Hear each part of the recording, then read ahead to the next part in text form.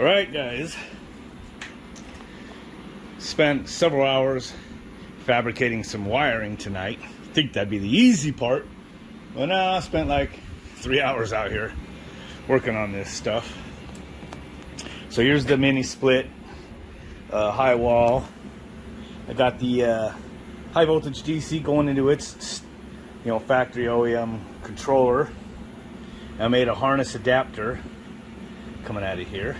So basically just the high voltage DC is going into the motor and the control voltage, which is 15 to 17 volts or whatever. Then I have that going through this comm wire that's actually going to be what's going to go between the two units. So besides high voltage going in here, this is my communication cable, or whatever you want to call it. It's going to go between the two units. So that's going out here to my controller. So I have my controller out here, which I installed standoffs. Installed that on there, standoffs to this little, voltage regulator board there. And then I made this little adapter. Goes from the FMC board for the fan connector, goes through it, and then I have the one cable just going down to the factory harness, which goes right here, goes up to the blower up here. What I did do though was I put this connector on the feedback.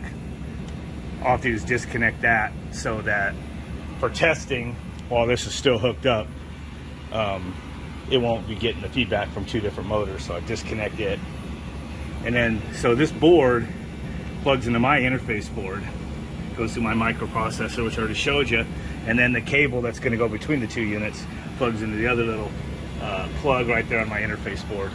It's going over there. So once I separate this top evaporator section and use this just as a condenser section, then this little cable here can be unplugged and tucked VRP built to the evaporator. It won't be in use, so I probably should have just used a small connector on here that would have plugged right into the FMC board, but these small crimp connections are a nightmare, and really small gauge wire that fits up in there. So I was like, it's fine the way it is.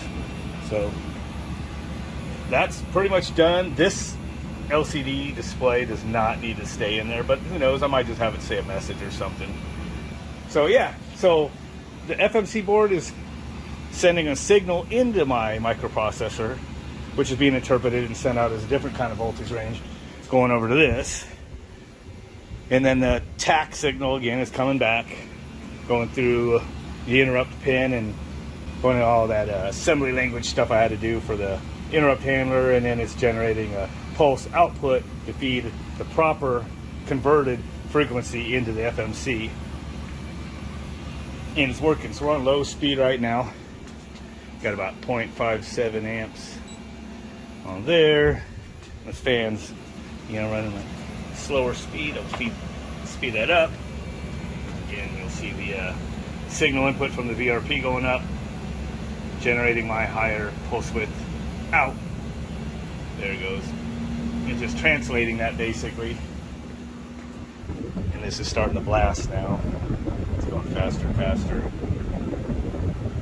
So right now, the evaporator section is still what's running the refrigeration, so I have to keep the VRP motor on. So basically running two motors in parallel.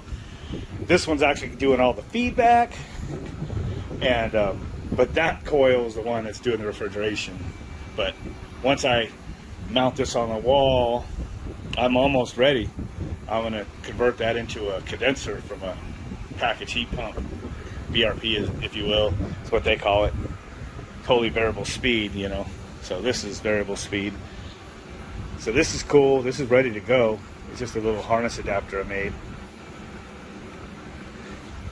The only thing I have to do to this is I got to check my coil and return air thermistors and see what range they are. I probably don't even need to check it because I have the manuals for this and I have the manuals for that. So I'll probably just need to open up those documents and check it, see if they're 10K or whatnot. So yeah, so this is blowing pretty good.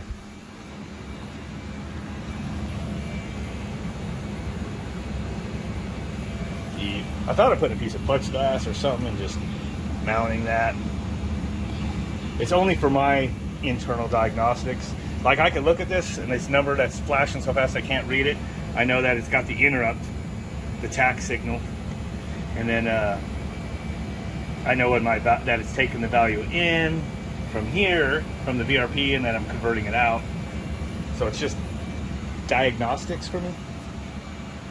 I can unplug that LCD when I'm done and just leave the circuit board in there. So, yeah, so that's about it. That's the update. Just making all these harnesses tonight and pretty much ready to go. Just got to do the thermistors. I got to find the bracket that goes on these, or I'm going to have to rig something, because I got these were installed but then removed for some, and I don't think they were really used. And they came in the box. Some of them had the remotes, but yeah, freaking missing those brackets. So whoever swapped out the units didn't give back the brackets, so that sucks. The remote control will still work this, but I do notice I had high voltage regardless of hitting this power button, so that's awesome. Only thing this will come for use is if I want to hook up this, swing this vent right here, but I can actually just reach up there and move it wherever I want. And if I put it pretty low, there's probably no point in using any of that shit. So by the time I get it hooked up, the summer will probably be freaking over, man, so I gotta get on this.